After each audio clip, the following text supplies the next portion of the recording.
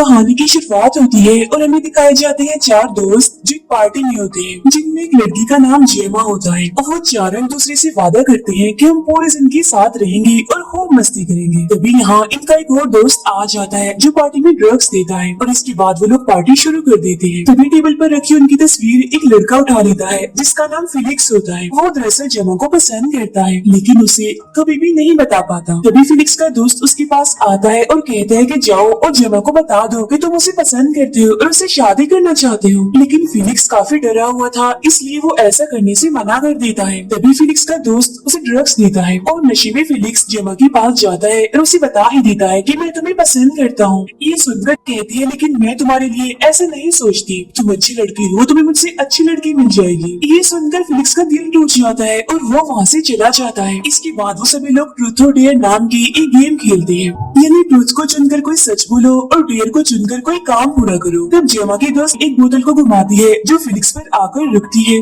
Truth और dare में से किसी एक को चुनने को कहती है। तब यहाँ फिलिक्स ट्रूथ को चुनता है। अब क्योंकि जेमा की दोस्त जेनी फिलिक्स से पूछती है कि अगर तुम्हें पूरे एक दिन के लिए किसी लड़की को चुनना हुआ जिसके साथ तुम टाइम गुजार सकती हो तो तुम किसको चुनोगे? उसे कागज का एक टुकड़ा देकर कहती है कि उस लड़की पर रख दो जिसे तुम चुनना चाहते हो। तब फिलिक्स उठता है और वो कागज का टुकड़ा वो जेमा पर रख देता है। ये सब देखकर जेमा के दोस्त को बिल्कुल भी अच्छा नहीं लगता, उसे काफी गुस्सा आता है। इसीलिए वो उठकर फिलिक्स को जोर से मुक्का मारता है जिस वजह से फिलिक्स को काफी शर्मिंदगी होती है और वो वहाँ से चला जाता है। फिर हमें कुछ सालों के बाद जेमा और उसके दो दोस्तों को भी पार्टी में जाता हुआ देखते हैं। वो बर्थडे पार्टी होती है फिलिक्स की जिसमें उसने इन सभी को बुलाया था। तभी यहाँ जेमा और उसके दोस्त भी पहुँच जाते हैं। वो लोग एक दूसरे से इतनी अरसे के बाद मिलकर काफी खुश हो जाते हैं।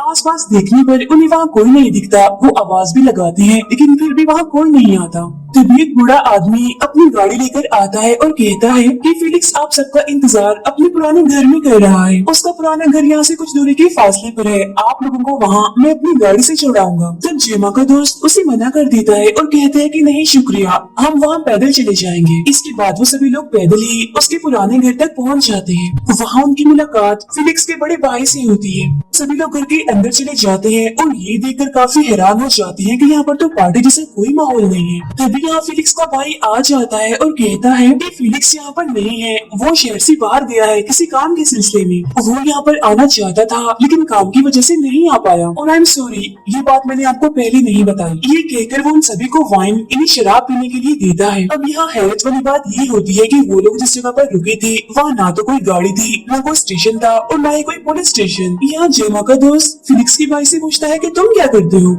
जिस पर वो कहता है कि मैं आर्मी में हूँ और फिलहाल छुट्टियों पर हूँ। अब वो सारे लोग शराब के नशे में थे सिवाय जेमा और उसके दोस्त जेनी के। अब यहाँ फिलिक्स का दोस्त कहता है चलो आओ हम सब गुब्बारों से खेलते हैं, जिस पर फिलिक्स का भाई कहता है लेकिन मेरे पास इससे भी अच्छी चीज है खेलने के लिए, चलो आओ हम ट्रूथ और डेयर गेम खेलें।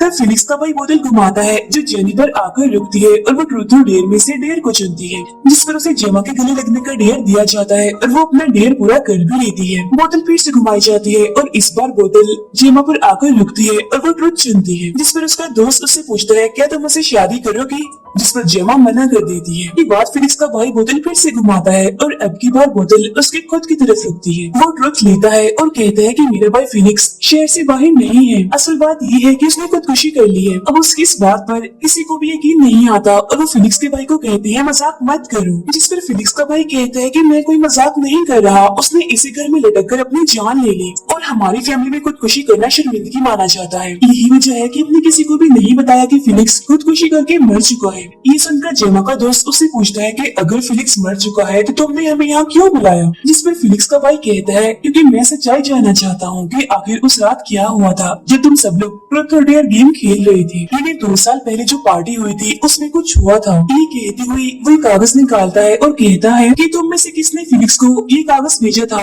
ये उसकी जेब में से मिला था। इस कागज पर मेरे भाई फिलिक्स के लिए बहुत गंदे और गलत अल्फाज लिखे हुए हैं और इसी वजह से ही उसने खुदकुशी की थी। कागज पर ये भी लिखा था कि ट्रूथ और डेयर गेम बकवास है। ये सारी बातें सुनकर जेमा का दोस्त कहता है कि मुझे तो कुछ समझ नहीं आ रही, मैं यहाँ से जा रहा हूँ। लेकिन तभी फिलिक्स का भाई उसका रास्ता रोके खड़ा हो जाता है और कहता है कि तुम लोग यहाँ से कहीं नहीं जा सकते। ये कहकर वो उस पर हमला कर देता है और जान से मार डालता है।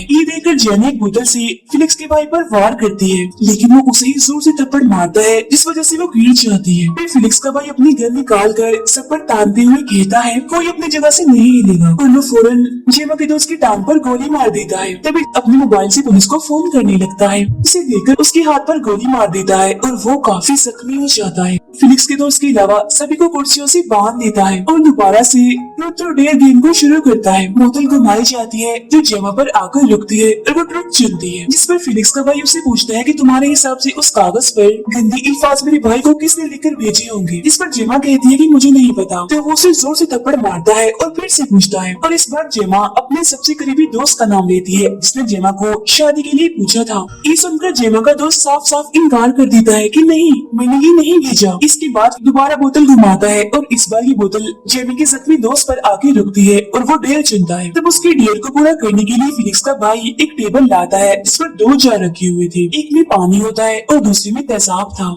जेमा को नीचे लटा देता है और उसके मुंह में एक पाइप लगा देता है। फिर वो जेमा के दोस्त को कहता है कि दोनों जार में से एक को चुनो। एक जार को चुनता है जिसमें पानी था और जेमा की जान बच जाती है। इसके बाद फिलिक्स का भाई फिर से बोतल घुमाता है और अब की बार जेनी पर बोतल आके रुकती है और वो ट्रुथ को चुनती है। तब फिलिक्स का भाई उससे कहता है कि तुमने अपने दोस्तों में से किसी एक को टेस्ट देने के लिए चुनना होगा, लेकिन वो मना कर देती है। इसमें फिलिक्स का भाई उससे कहता है कि अगर तुमने किसी को नहीं चुना तो तुम्हें खुद टेस्ट देना होगा। तब ये सुनकर जेनी डरती हुए जेमा के दोस्त का नाम ले देती है। तब उसे भी लिटाकर उसके मुंह में पाइप लगा देता है और जेमा के जख्मी दोस्त से जार को चुनने को कहता है। वो दोस्त चुनता है जिसमें फिलिक्स का भाई उस जार को चला देता है। अब उसने तेजाब को चुना होता है जिस वजह से जेमा के दोस्त की बहुत बुरी मौत हो जाती है। फिर से बोतल घुमाता है, लेकिन तभी बाहर जेमा का एक और दोस्त आ जाता है। तभी फिलिक्स का भाई बाहर जाता है, पूछता है कि तुम अंदर क्यों नहीं आए, अब आ जाओ। जिस पर वो कहता है कि नहीं, अभी नहीं, फिर कभी, अभी मैं किसी काम से जा रहा हूँ। उस दोस्त पर हमला कर देता है, लेकिन वो फिलिक्स के भाई की आंखों में स्प्रे मार देता है। वो वहाँ से भागने की कोशिश करता है, लेकिन उसे पकड़कर उसकी बाजू ही तोड़ देता है। फिर वो अपनी गन में 3 गोलियां डालकर उसे घुमाकर फिलिक्स के दोस्त को देता है और कहता है कि मुझे नहीं पता कि किस बार में गोली चल जाएगी और तुम एक बार जेमा के दोस्त को गोली मारोगे और एक बार मुझे मारोगे। वो जेमा के दोस्त की तरफ गन करके गोली मार देता है और बदकिस्मती से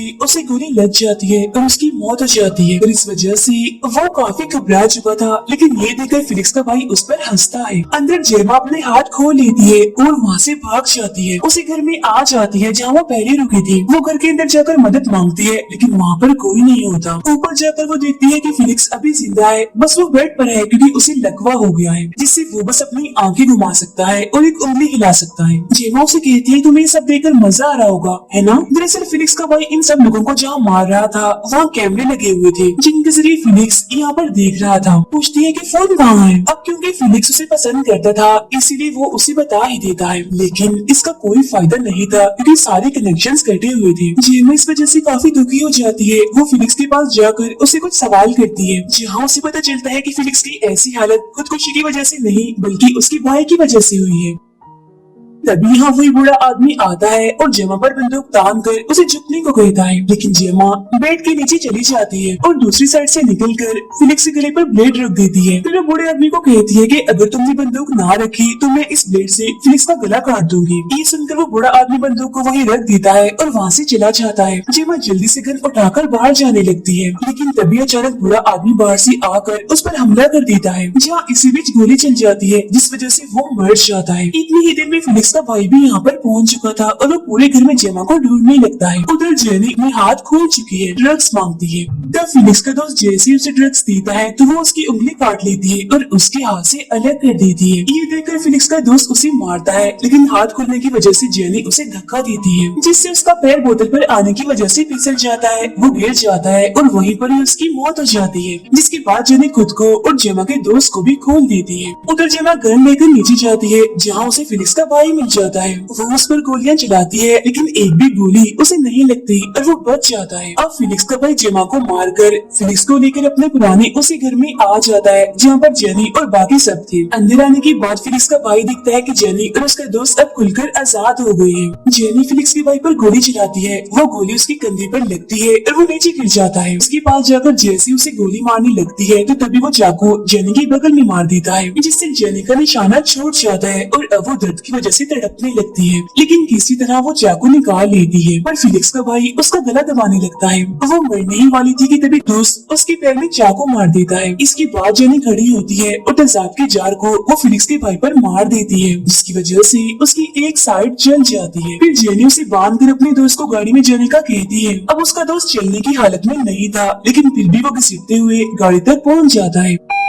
मुझे यहाँ पर इंटरफेयर करना पड़ रहा है क्योंकि कहानी बताने वाली स्पीकर इस फिल्म के एक खास हिस्से को छोड़ बैठी है, पर आखिरकार अब सब कुछ सच सच सामने आने लगता है। जेनी सब कुछ खुल के बताती है कि कुछ सालों पहले जब हम सब दोस्तों ने पार्टी करते वक्त ट्रूथ एंड डेयर वाली गेम खेली थी, तो उस रात मैंने ही तुम्हारे भाई को गालियों वाले लेटर दिए थे, जिसका तुम हमसे पूछ भी रहे थे। इसके अलावा उस रात मैंने तुम्हारे भाई की एक गंदी वीडियो भी बनाई थी, क्योंकि वो नशे की हालत में था और मुझे जरा भी मुश्किल नहीं आई। मुझे ये सब करना शोवल लगता था, बहुत मजा आता था। ये सब कुछ मेरे लिए बहुत मजाक था और मुझे वाकई बहुत मजा भी आया था। अब उस रात के बाद ये सब कुछ नॉर्मल ही रहा, जैसे कि सब लोगों को ये लग रहा था कि फिलिक्स ने सब दोस्तों के मजाक या उनकी बेइज्जती की वजह से अपनी जान लेने की कोशिश की, लेकिन ऐसा बिल्कुल नहीं था। वो सब तो एक मजाक था, जैसे बहुत से दोस्त आपस में कर लेते हैं। लेकिन मसला तो तब बना जब जेनी ने कुछ पैसे हासिल करने के लिए फिलिक्स को वही गंदी वीडियो सेंड कर दी, जिसके बारे में वो नहीं जानता था, और बदले में ब्लैकमेल करते हुए कहा कि मुझे कुछ पैसे दो वरना मैं तुम्हारी ये वीडियो इंटरनेट पे डाल दूंगी और तुम्हारे भाई को भी सेंड कर दूंगी। तो इसी वजह से फिलिक्स ने खुद को मारने की कोशिश की, क्योंकि वो एक अमीर और मशहूर फैमिली से था। वो नहीं चाहता था कि उसके बारे में ये बात उसके भाई को पता चले। अपने भाई से काफी डरता था और नहीं चाहता था कि लोग उसके बारे में कुछ बुरा सोचे। इसका भाई इस मुश्किल वक्त में भी फिलिक्स को गुस्से में देखता है कि जैसे तुमने हमारे खानदान का नाम ही मिट्टी में मिला दिया हो। ये सब देखकर फिलिक्स रोने लगता है। तभी जेनी उस वीडियो को वहीं जलता हुआ छोड़कर फिलिक्स के हाथ में एक बॉम्ब रखकर बाहर गाड़ी में आकर बैठ जाती है। फिलिक्स बार बार अपनी वीडियो देखकर काफी शर्मिंदगी महसूस करता है। अब उसकी जो उंगली काम करती थी, बॉम्ब की पिन उस उंगली से निकल जाती है, जिस वजह से वहाँ एक धमाका होता है और इस धमाके में फिलिक्स और उसका भाई मर जाते हैं और जेनी वहाँ से गाड़ी लेकर अपने घर की तरफ निकल जाती है। फिल्म यहीं पर खत्म हो जाती है।